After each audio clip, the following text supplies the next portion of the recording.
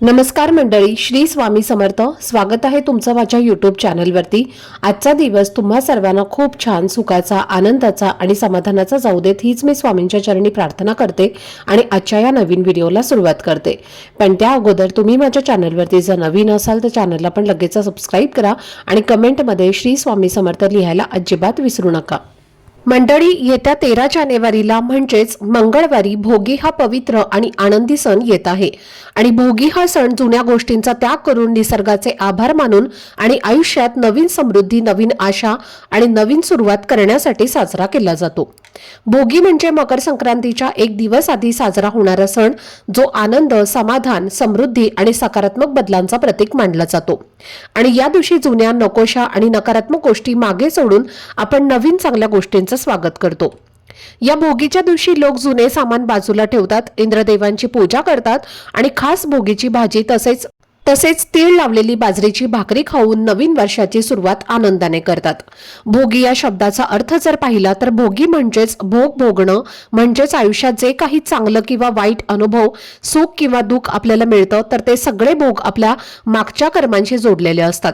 असं सांगितलं जातं की संक्रांती देवीने संक्रांतीच्या दिवशी संक्रासुराचा आणि किंक्रांतीच्या दिवशी किंक्रासूर नावाच्या राक्षसाचा वध केला होता आणि म्हणूनच मकर संक्रांती आणि किंक्रांती हे 2 दिवस साजरे केले जातात. आणि भोगी हा त्या आधीचा दिवस असल्यामुळे त्याला विशेष महत्त्व दिलं जातं.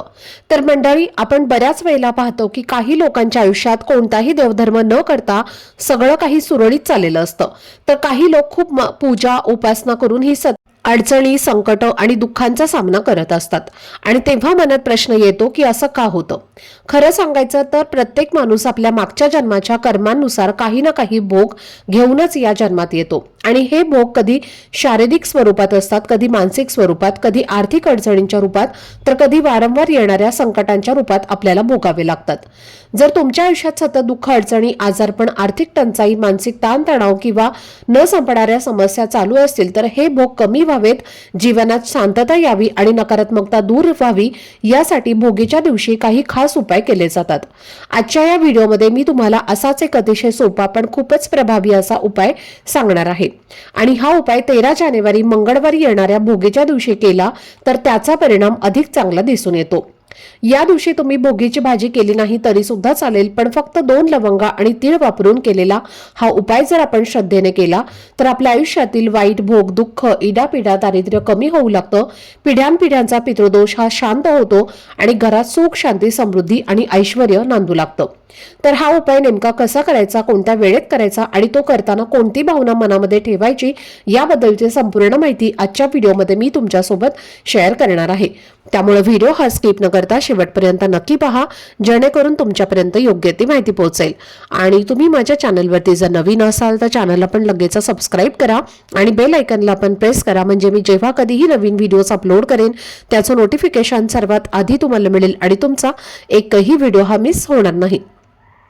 तर आजच्या या व्हिडिओमध्ये मी तुम्हाला जो उपाय सांगणार आहे तर हा उपाय आपल्याला भोगीच्या पवित्र दिवशी करायचा आहे. आणि हा उपाय तुम्ही तुमच्या सोयीनुसार सकाळी केला तरीही चालेल किंवा तुम्ही संध्याकाळी केला तरीही चालेल, कारण महत्त्व वेळेपेक्षा तुमची श्रद्धा आणि भावना याला आहे. जर तुम्ही हा उपाय सकाळी करणार असाल तर सकाळी 12 वाजण्याच्या आधीच हा उपाय तुम्हाला तुमच्या घरात करायचा आहे.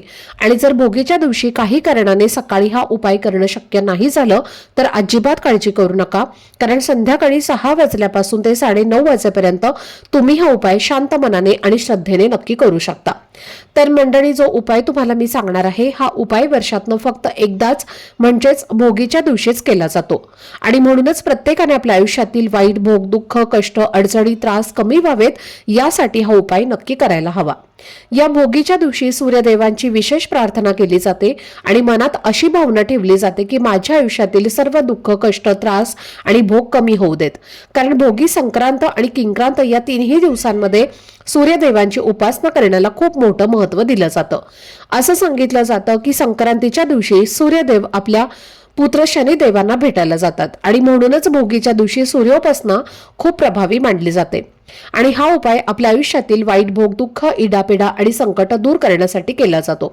हा उपाय केल्याने घरात असलेला तीव्र पितृदोष हा सुद्धा कमी होतो असं मानलं जातं. कारण भोगीचा दिवस पितृदोष शांत करण्यासाठी खूपच प्रभावी दिवस मानला जातो आणि असंही म्हटलं जातं की या दिवशी स्वर्गाची दारं उघडतात आणि म्हणूनच या दिवशी पितरांची आठवण करून त्यांची सेवा केली जाते आणि हा दिवस पितरांना समर्पित असतो. जर घरामध्ये पितृदोष असेल तर अनेकदा न कळत आपल्याला संकटांचा, दुःखांचा आणि अडचणींचा सामना करावा लागतो आणि बऱ्याच वेळेला आपल्याला हे समजतही नाही की आपल्या आयुष्यात येणाऱ्या अडचणींचं मूळ कारण हे पितृदोष असू शकतं. पितृदोष असल्यामुळे घरातील महत्त्वाची कामं पूर्ण होत नाहीत. एखादं काम अगदी पूर्ण होण्याच्या मार्गावर असतानाच अचानक अडथळे निर्माण होतात. घरात सतत वाद, भांडणं, तणाव वाढतो, आर्थिक समस्या येतात, मुलांची प्रगती थांबते, मुलं हट्टी होतात आणि कोणतंही शुभ कार्य शांततेत आणि निर्विघ्नपणे पार पडत नाही. आणि म्हणूनच आपल्या मागील भोगांचा अंत व्हावा, आयुष्यातील अडचणी कमी व्हाव्यात आणि घरात पुन्हा सुख, शांती आणि स्थैर्य यावं यासाठी प्रत्येकाने हा उपाय भोगीच्या दिवशी नक्की करायचा आहे. हा उपाय करण्यासाठी भोगीच्या दिवशी सकाळी लवकर उठून स्वच्छ स्नान करायचं आहे आणि घरातील अगदी लहान मुलांपासून ते मोठ्यांपर्यंत प्रत्येकाने अंघोळीच्या पाण्यामध्ये चिमूटभर काळे तीळ टाकून स्नान करायचं आहे. कारण त्यामुळे शरीर शुद्ध होतं, मन प्रसन्न होतं आणि मागील भोगांचा प्रभाव कमी होतो असं मानलं जातं. स्नान झाल्यानंतर तुम्हाला सूर्यदेवांना अर्घ्य अर्पण करायचं आहे, म्हणजे शुद्ध पिण्याचं पाणी घ्यायचं आहे. त्यामध्ये थोडीशी हळद, कुंकू, अक्षता आणि पांढरे किंवा काळे तीळ टाकून तुम्हाला हे जल सूर्यदेवांना अर्पण करायचं आहे. हे जल अर्पण करताना लक्षात ठेवा की हे काम दुपारी नाही तर सकाळीच सूर्य उगवल्यानंतर करायचं आहे आणि शक्यतो सकाळी 8 वाजेपर्यंत सूर्यदेवाला अर्घ्य अर्पण करावं, कारण हीच वेळ सर्वात जास्त शुभ मानली जाते. जल अर्पण करताना ओम गृणी सूर्याय नमः या मंत्राचा जप मनातल्या मनात करत सूर्यदेवांना पाणी अर्पण करायचं आहे आणि त्यानंतर घरातल्या देवघरात जाऊन सर्व देवांची विधीपूर्वक पूजा करायची आहे. देवांची पूजा करताना कोरडी पूजा न करता देवांना स्नान घालायचं आहे आणि त्या स्नानाच्या पाण्यात थोडेसे पांढरे तीळ टाकून देवांना स्नान घालायचं आहे. त्यानंतर धूप, दीप, अगरबत्ती लावून देवघरात सकारात्मक आणि प्रसन्न वातावरण निर्माण करायचं आहे. शेवटी देवांना भोगीच्या दिवशी भोगीची भाजी आणि बाजरीच्या भाकरीचा नैवेद्य दाखवून हा पवित्र सण श्रद्धेने आणि भावनेने साजरा करायचा आहे आणि यानंतर तुम्ही हा उपाय सकाळी किंवा संध्याकाळी करू शकता. आता उपाय करण्यासाठी तुम्हाला सर्वप्रथम एक मातीची पणती घ्यायची आहे आणि त्या पणतीमध्ये तुम्हाला मोहरीचं तेल घालायचं आहे. मोहरीचं तेल नसेल तर तुम्ही साधं तेल घातलं तरी सुद्धा चालेल आणि दिव्यामध्ये तुम्हाला 2 वातींची मिळून एक जोडवात लावायची आहे. एक प्लेट घ्यायची आहे, त्या प्लेटमध्ये थोडेसे तांदूळ ठेवायचे आहेत आणि या तांदळावरती हा दिवा ठेवून तुम्हाला प्रज्वलित करायचा आहे. दिवा प्रज्वलित केला की त्या दिव्यामध्ये तुम्हाला चिमूटभर काळे तीळ टाकायचे आहेत आणि हा दिवा तुमच्या घरामध्ये, तुमच्या वास्तूमध्ये जी दक्षिण दिशा आहे तर त्या दक्षिण दिशेकडे तोंड करून हा दिवा लावायचा आहे.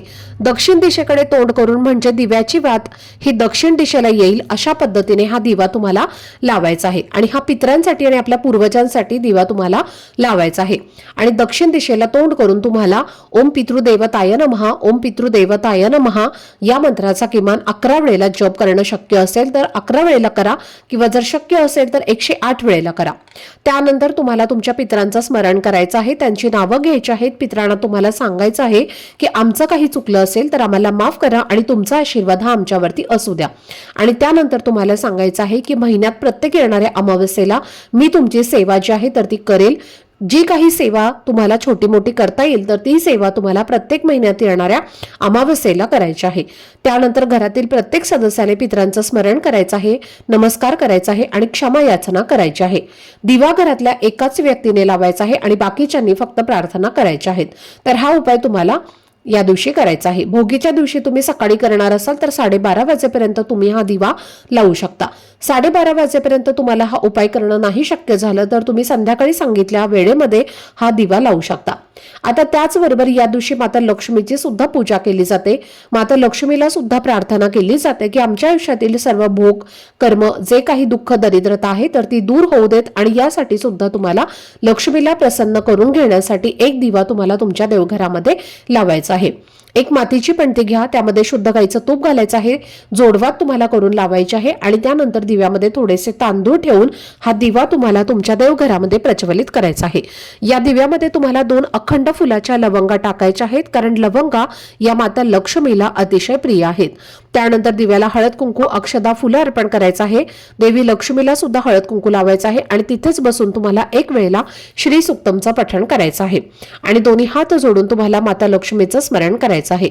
माता लक्ष्मीला सांगायचं आहे की तुझी कृपा सदैव माझ्यावरती राहू दे, माझ्या आयुष्यातील जे काही वाईट भोग आहेत तर त्या भोगांचा जो प्रभाव आहे तर तो कमी होऊ दे, जे काही दुःख संकट आहे तर ती निघून जाऊ देत, अशी मनोभावे तुम्हाला प्रार्थना करायची आहे।